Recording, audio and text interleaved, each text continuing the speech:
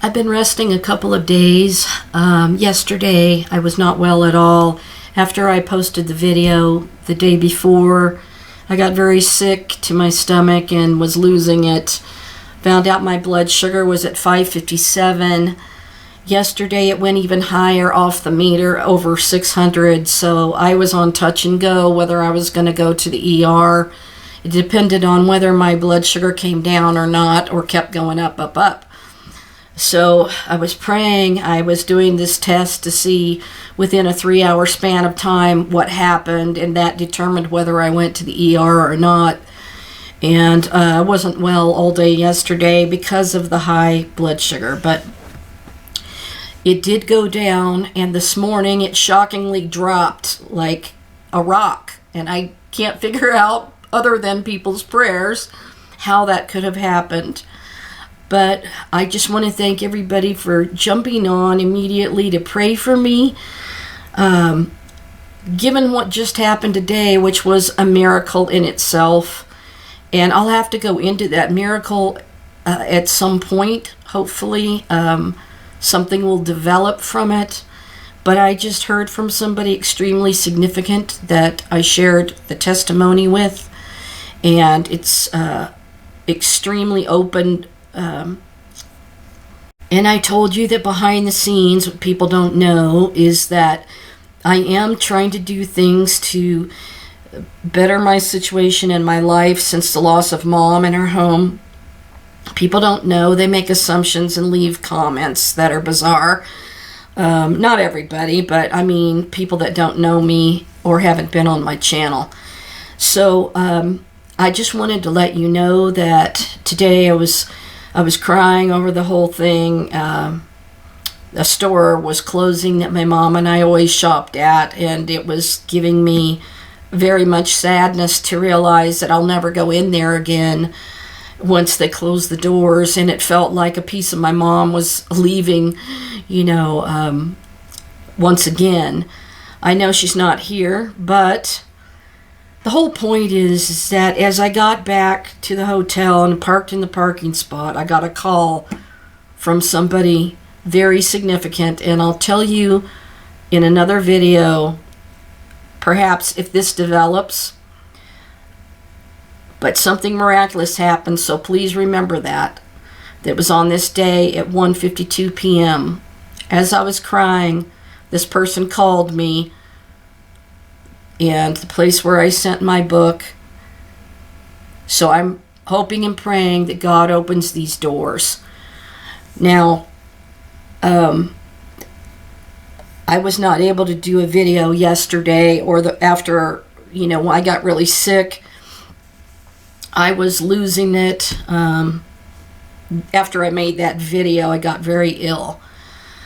And so anyway, I'm trying to recover and trying to do a short video tonight. So hopefully you'll bear with me. I wanted to mention this story that I saw. And I wanted to say that it's Sunday, February 26th, 2023. And that phone call came in at 1:52 p.m. That was very significant. And I got to talk to somebody extremely important. And they listened, and they were interested in the testimony of Yeshua that the Lord gave me. Now, what develops from it, I don't know. It's up to God to open doors and up to God to spread this testimony far and wide. So we'll see what he does, because I know, it's not my doing. It's all up to God. But did you know that in Israel, the Israeli experts removed and rebuilt the top of the iconic Tower of David amidst fears of collapse? This was by David Horowitz in the Times of Israel. This was posted February 25th, 2023. And it says, experts in recent months completely removed the top of Jerusalem's iconic Tower of David and rebuilt it using a mix of mainly new stones combined with salvaged original stones. In a television report aired Friday night on Channel 12, in Israel, authorities revealed details of the highly sensitive work carried out as unobtrusively as is possible for a structure that towers over the Jaffa Gate entrance to the Old City. The project was undertaken amid growing fears that the 400-year-old tower faced potential collapse and that its top, 2 meters in particular, were in urgent need of reconstruction. Sensitivities surrounding the restoration and reconstruction work were heightened by the fact that although the entire Tower of David complex, also known as David's Citadel, has yielded archaeological findings dating back to the First Temple period, and though it is a landmark widely highlighted as an Israeli national symbol and widely but erroneously believed to be directly connected to King David, the iconic tower is actually the minaret of a mosque that was added to the complex during the Ottoman era some 400 years ago.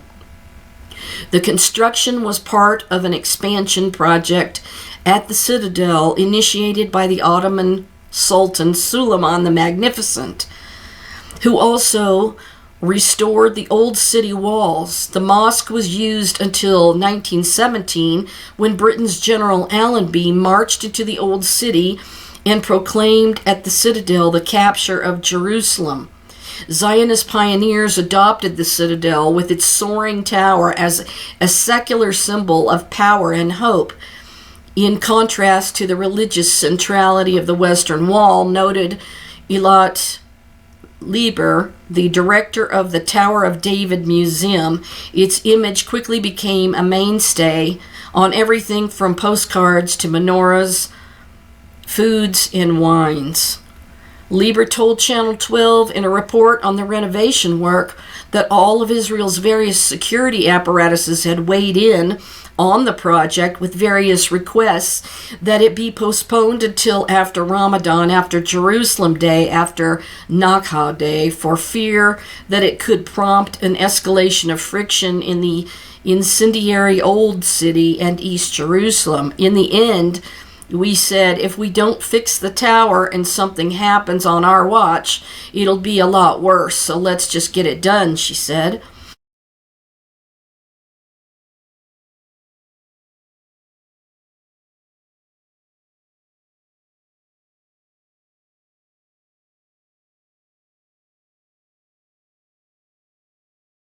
Concern for the stability of the tower was highlighted by a report from the Italian professor responsible for the well-being of the Tower of Pisa, said Lieber, an engineering expert from the University of Padua. He warned that the tower, whose last major renovation was conducted in the mandatory era when the very tip was replaced with concrete, faced potential collapse. The Israel Antiquities Authority conservation and renovation expert who oversaw the project, Yoshi Veknin, explained that iron braces holding together stones in the tower had gradually expanded, exposed to the elements as the stones cracked and wore away, further destabilizing the structure, especially near the top. It's falling apart in our hands, Veknin said to camera in sequence film at the top of the tower last year, showing the swollen strips of iron and the cracks with broken stones. You're taking apart an icon of Jerusalem, Channel 12's reporter asked Veknin. In order that it will survive, Veknin responded. The top section of the tower was therefore removed, with a new top section that was constructed at a stone factory in Shafaram in northern Israel, using new stones augmented with stone salvaged from the removed section. The reconstruction section was then given a more authentic, more ancient appearance so as to be similar to the original, Veknin said. Lieber said that seeing the tower without its top during the brief period while it was being replaced was disquieting for her, even though she knew exactly what was being planned.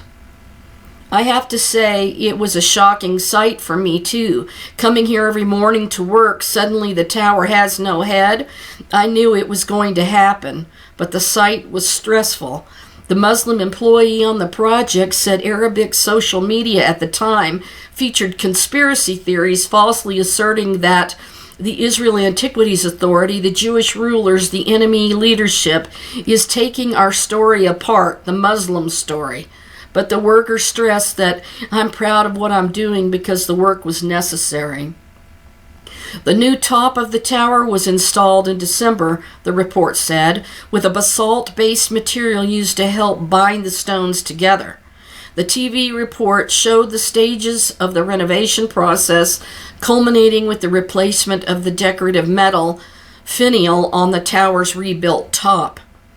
I've had a lot of sleepless nights on this project, Vaknin said, but in the end, the work on the tower was completed without any security frictions. Vaknin said that with some work still ongoing at the Citadel, the earthquake in Turkey and Syria in February made me truly feel that the ground beneath my feet was shifting. Scaffolding around the tower was finally removed last week. At the site this weekend, crowded with visitors, areas around the tower were still closed off for renovation work, but staff said the tower may be reopened to the public in the near future. So, let me tell you one thing. Any towers where these Muslim prayers go up to try to reach unto God will never reach unto God, because that's what happened at the Tower of Babel. The Tower of Babel is where the minaret came from. And so God is going to destroy all of these things where they're trying to reach God through climbing up a tower, trying to reach unto heaven. And the only place where heaven and earth will connect is right there on Holy Mount Moriah, where Adam and Eve were created. So the Lord's going to come back to that spot and restore all things. And before that happens, that tower's going to come down in an earthquake. I can guarantee you that. And furthermore, I had that revelation a long time ago that Damascus was going to be turned into a ruinous heap by an earthquake, whereas everybody else was saying that it was going to be all these jets flying over and bombing it. I do believe it's going to be an earthquake, and I described the Syrian-African rift that runs through Jerusalem, through Israel, and under the Dead Sea fault. So all of this is going to come to pass. God's not going to let that tower stand, so they kind of wasted their time.